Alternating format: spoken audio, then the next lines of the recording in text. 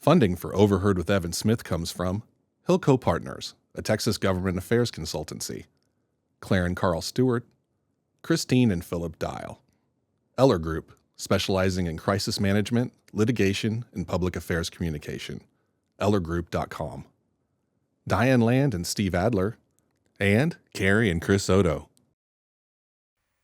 I'm Evan Smith. He's a former United States ambassador to the United Nations and a former U.S. National Security Advisor. He's John Bolton. This is Overheard. A platform and a voice is a powerful thing. You really turned the conversation around about what leadership should be about. Are we blowing this? Are we doing the thing we shouldn't be doing by giving in to the attention junkie? As an industry, we have an obligation to hold ourselves to the same standards that we hold everybody else. Dude. This is Overheard.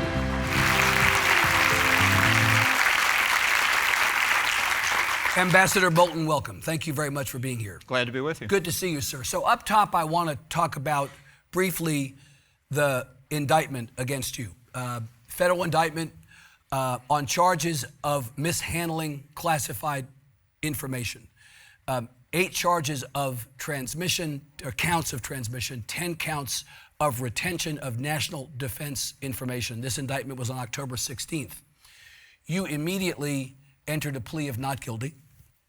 And paraphrasing, you said, this is the latest effort by a weaponized Justice Department to target people he, meaning the president, deems his enemies. That's right? That's roughly what I said, right? Yeah. I'd love to talk to you about this. So would I. Yeah. But it's a pending legal matter. Right. It's just not appropriate now, not prudent for me. We'll have our say in due course, and maybe I'll come back and we can talk about it further. Okay, I'm first on your list, okay? Very good. Can't talk about it. Can talk about him. Absolutely. Absolutely. Okay, roll up your sleeves. Let's talk about him. I want you to, using the lens of your expertise in foreign affairs, international relations, national security, safety of the homeland, all that, tell us how he's doing, how we're doing over the last 10 months. Well, I don't think he's fit to be president. And I think his behavior in the first term and the first 10 months of his second term demonstrate that in many ways. This is hard for people to get. It was hard for me to get. But Donald Trump does not have a philosophy. He doesn't do grand strategy when it comes to national security. So the idea that there's a Trump doctrine is giving him too much credit. Exactly. He's not up to it intellectually, and it's just not the way he's behaved. He doesn't even do policy the way we normally understand that term in Washington. He's been described as transactional, ad hoc, episodic. He has a short attention span, and he can change during the course of a day where he is on any given point. It's all driven by the question, what benefits Donald Trump?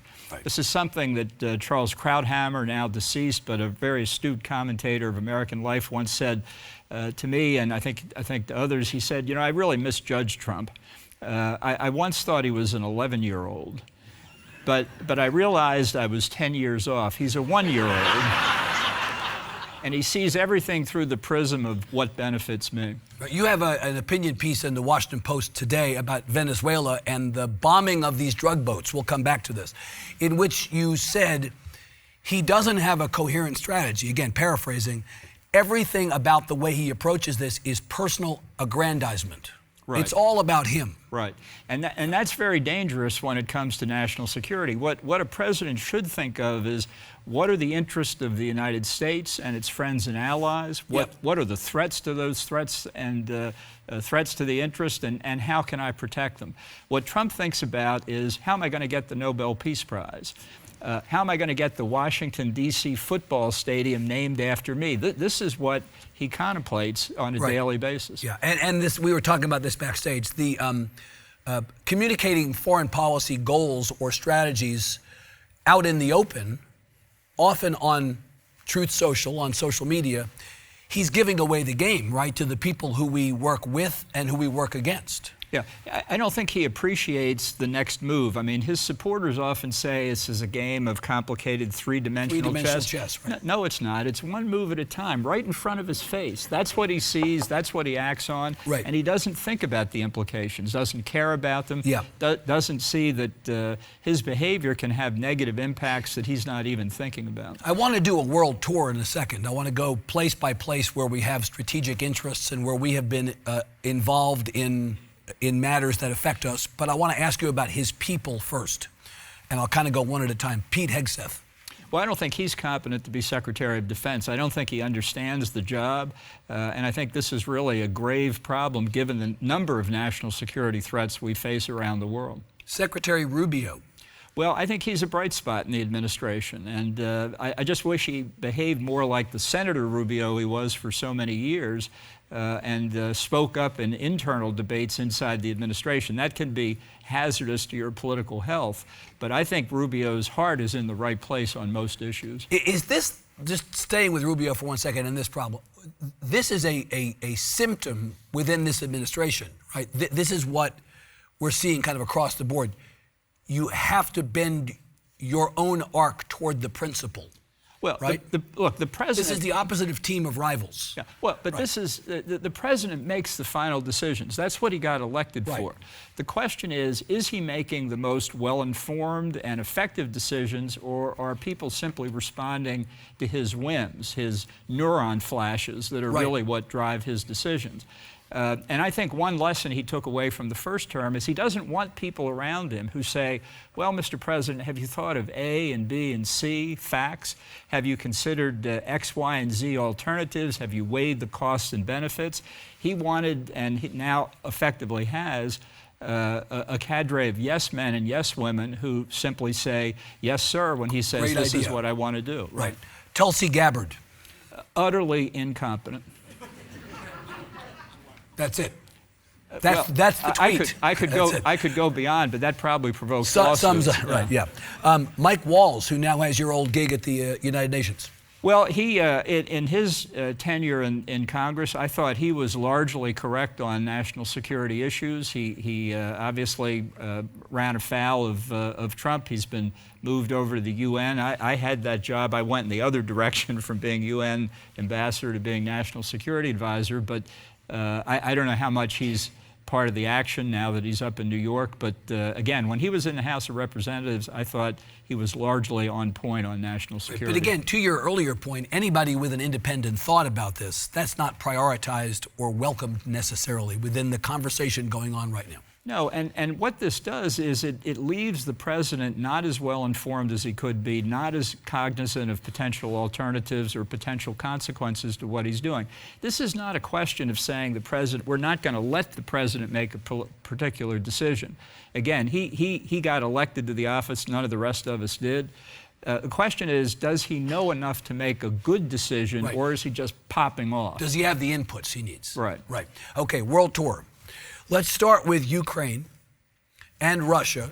They're both one kind of combined, but also you may want to talk about Russia separately. But is our approach in the last 10 months to that conflict and to these actors the right approach or the wrong approach? Well, I don't think we've had an approach in the last 10 months. I think it's been one thing one day and another thing another day, which is not to justify the Biden administration's policy, which for nearly 3 years failed to come up with a winning strategy for Ukraine, failed to deliver and coordinate allied delivery of assistance to Ukraine that could have achieved the objective that every NATO member says is their goal, which is the full restoration of Ukrainian sovereignty and territorial integrity.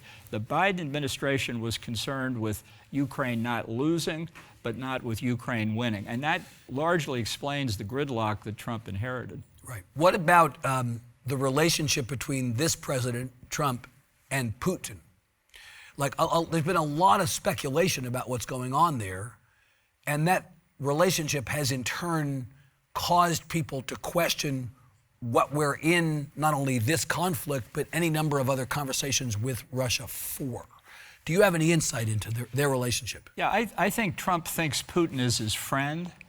And because Trump sees everything through the prism of personal relations, he believes if he has a good relationship with Vladimir Putin, then state-to-state relationships between the U.S. and Russia are good. That's a huge oversimplification. And I can tell you, Vladimir Putin doesn't think Trump is his friend. He thinks he's somebody with his KGB training that he can manipulate, and that's exactly what he does. Yeah. Talk about Israel, the conflict over there. Have we approached this the right way or the wrong way? Well, again, I don't think there's been a coherent approach to it. I think that Trump understands the strong feeling in particularly the evangelical Christian community for Israel, and many of his policy decisions, with which I agree, are favorable to Israel. But that's not what really is motivating him. He sees the political benefit to Donald Trump of doing that. And when he thinks that there's some chance for him to enhance his political standing, he takes it. But in terms of how he approaches the issue, he has never understood the Iranian threat. He's never understood the strategic implications of Iran's pursuit of nuclear weapons or its support of multiple terrorist groups across the region, which are directed not just against Israel, but against potentially friendly Arab states in the region, and even more potentially against the United States. The president has, as you know, taken credit for what was for about a minute a ceasefire over there. Seems like that ceasefire is not holding or has not held. Does he deserve credit for bringing the parties together? Well, I think he took advantage of circumstances. This is much like at the beginning of his term when he also got a hostage exchange, forcing the Israelis to accept a plan Biden had been trying to convince them to accept for about a year and a half. Right. So the hostage exchange took place, phase one, then phase two, which was everything else, collapsed. And I think we're seeing the same thing here. It's a fact that the living hostages have all been returned, and most of the remains of the deceased hostages.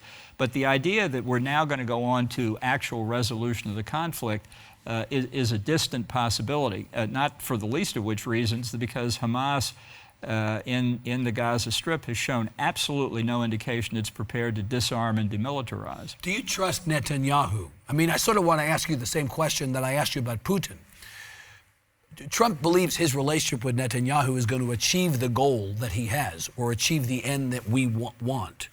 Do you believe Netanyahu can be our ally in making that problem less of a problem? Well, I think Netanyahu, uniquely among Israeli and American politicians, for decades has seen the principal threat to peace and security in the Middle East as being Iran. Right. And not just Iran's nuclear program, although that's the particular threat we face, but the support for terrorism as well. There will never be comprehensive peace and security in the Middle East until the regime in Tehran is overthrown and the people of Iran govern their own country. That doesn't mean peace will break out everywhere, but it's a necessary but not a sufficient condition that the Islamic Revolution in Iran be replaced with a decent representative government. You know, there are people in this country who believe that Israel has not acted honorably in the midst of this conflict. Now, of course, October 7th is October 7th. But it's a complicated situation. Well, right? And they blame Netanyahu for not being sort of the kind of leader who will treat his enemies the way that he should. Well, let me put it this way. I wouldn't trust Hamas, Hezbollah, the Houthis, or the government of Iran as far as I could throw them. Any of them? I think inherently in terrorist regimes and terrorist groups, the concept of truth and honor as we understand it doesn't exist. And I think it is a legitimate war aim for Israel to take the Hamas organization politically and militarily and destroy it, because until that cloud is lifted from the people of Gaza, they will never have a chance to decide what they want to do for their future. What are we doing about China? Is China a threat? China is manifestly a threat to us, and I don't think the Trump administration knows what it wants to do. I think Trump's ultimate objective, because he thinks that he and Xi Jinping have a good relationship personally. We're staying on the same theme here. We're back to this point. Is what he really wants is the biggest trade deal in history. He went after it in the first term. He made various agreements with China that they did not comply with, and we're right back at it again.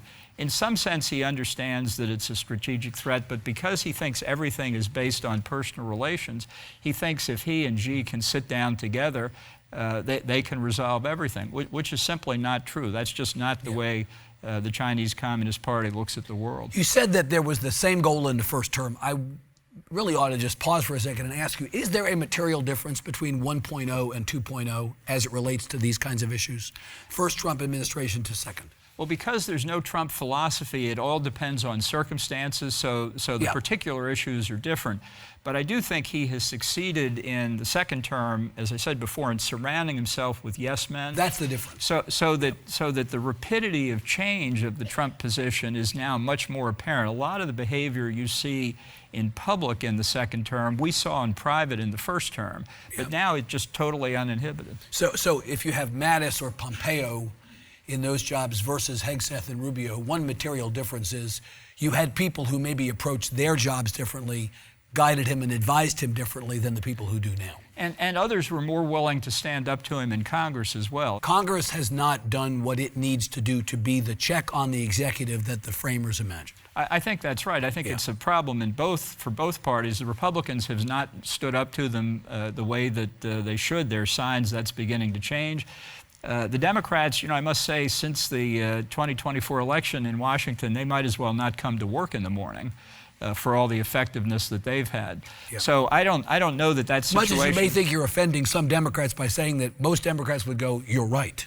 I think they would, and I think a lot of Republicans, this is a misapprehension people have. I don't think Trump has remade the Republican Party. I think he's intimidated a lot of people in Congress. So I would say the good news is they don't agree with Trump. The bad news is they're afraid to say so. But of course, the existential question that people now looking ahead wonder is, would Trumpism survive Trump? If Trump is not, in fact, on the ballot in 28, does the set of circumstances we're seeing now that are driving outcomes and creating some level of anxiety, does that persist if somebody who is not named Trump is president? Well, I think it's very hard because Trump doesn't have a philosophy. He has no real legacy to pass on. And the inconsistencies in what he does drive fractures in his own base, some of which you can see beginning to emerge. I think the greater danger is his behavior, which is unacceptable in so many respects: the corruption, the personal enrichment, the disregard of norms, even though they may not amount to laws or constitutional prohibitions. The absolute personalization of every disagreement is corrosive to an effective civil society. This is not the kind of character that the Founding Fathers thought their politicians and leaders should have. And the question is, can we get back to something more like just ordinary back and forth of politics? I believe we can, but it's going to take people prepared to rise above the level we're at now. You've been at this a long time. Are you surprised that the guardrails have not held? Well, I think some have not held, but others remain untested. I think largely the judiciary is going to be where it's decided. We'll see what happens in the midterm elections. A lot of this, what the framers contemplated, was political disagreements would keep things in check. And with Trump, that hasn't worked. I think that's why he's such an aberration in American politics. Let's go back on our world tour. I mentioned earlier the Washington Post piece that you wrote today about Venezuela and the bombing of these drug boats. You have no doubt that that activity orchestrated by the president at his direction is extra legal? Well, I think you could make an argument about how to deal with the drug boats that he hasn't made. One of his problems, and it's true domestically as well as internationally, is he can't tell the difference between law enforcement and military action. We, throughout our history, have tried to make that distinction. Before the revolution, we objected to the use of British troops to police Boston and other American cities. If Trump were a real conservative and believed in federalism, he wouldn't be sending the National Guard into Portland, Oregon, or Chicago, because a real conservative, a real federalist, believes that problems should be solved at the level of government closest to the people, the cities and then the states. Trump wants to be everywhere, so he wants to enforce law and order in Chicago and Portland. That's just fundamentally contrary to the separation of military from civilian affairs and from the proper conservative view of federalism. Right. Now, of course, the big objection to Portland and Chicago is that he's manufacturing a crisis where the crime rates in those cities are nothing like what he's claiming, and so the pretext is the wrong pretext. Your concern is, at least in part, really process not substance. Well, it's a decision about what the right level of government is. The pretext point is a serious one because Trump doesn't know the difference between truth and falsehood. Some people say he lies all the time. To lie, you have to know what the truth is and consciously say the opposite, and he can't tell. He just says whatever he wants to have happen and hope if he says it enough that people will come to believe it. So he says, I've solved 8 wars in 8 months. And you can hear his supporters say, he solved 8 wars in 8 months. In some of those cases, the countries involved didn't even know they were at war. Yeah. So just to back to Venezuela for 1 second. We think that the world has a Maduro problem and that Venezuela has a Maduro problem. We're just not going about it the right way. Look, I think it's in the interest of the United States and the Venezuelan people to overthrow the Maduro government. We tried to do that in the first term. We were justified in doing it. We failed. And one reason is we couldn't keep Trump's attention on what the necessary action was. So now he may or may not be trying to overthrow the Maduro regime again. I think there's good reason to do it, but I think you have to have a strategy. You can't just take unrelated actions on one day after another and expect that something's going to come of it. And the evidence so far is that Trump has no more strategic feel this time than he did last time. Let me ask you about a couple of our allies. How is our relationship with the UK and France? I mean, these are folks we have stood with, alongside. We have common interests. But those relationships have not been smooth, to say the least, in this term.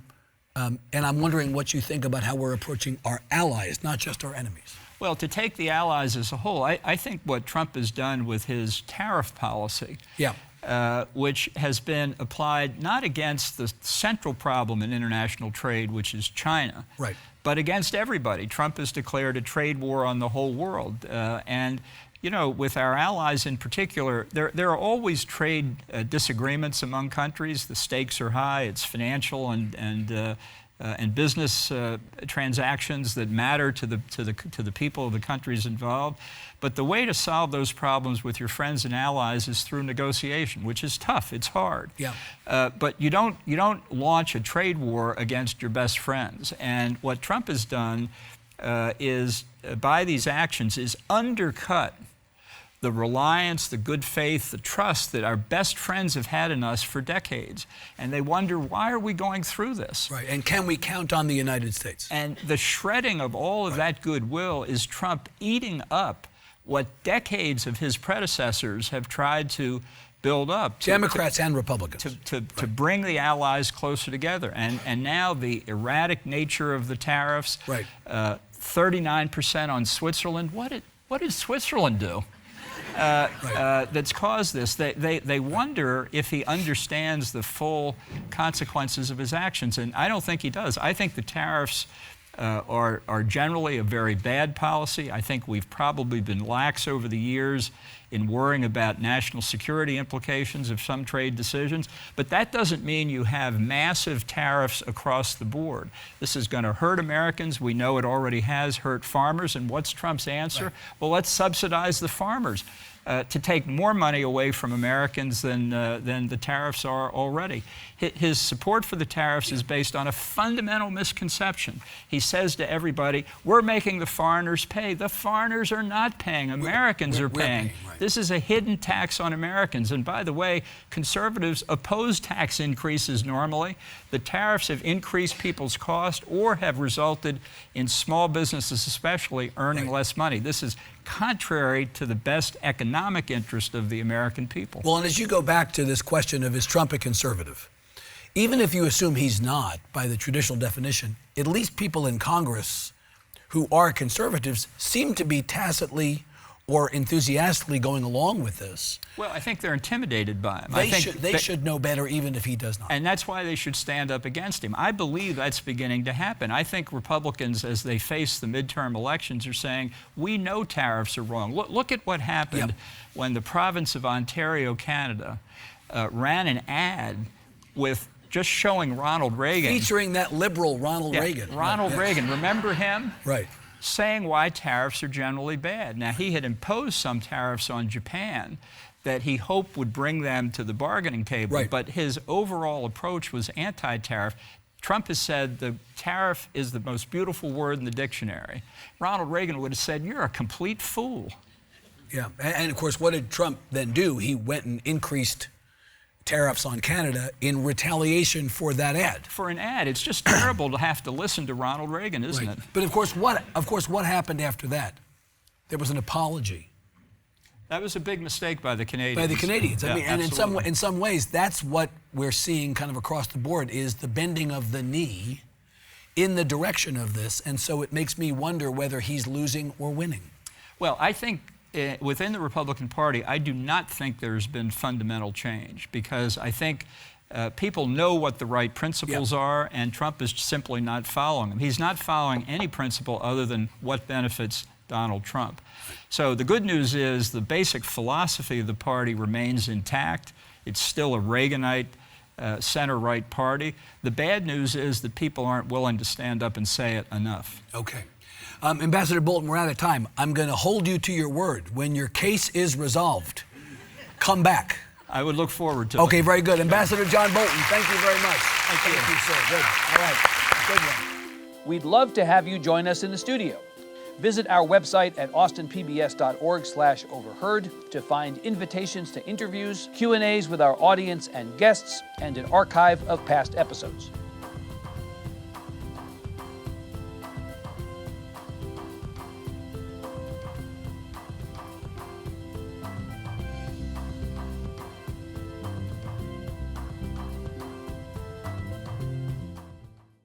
Funding for Overheard with Evan Smith comes from Hilco Partners, a Texas government affairs consultancy, Claire and Carl Stewart, Christine and Philip Dial, Eller Group, specializing in crisis management, litigation, and public affairs communication, ellergroup.com, Diane Land and Steve Adler, and Carrie and Chris Odo.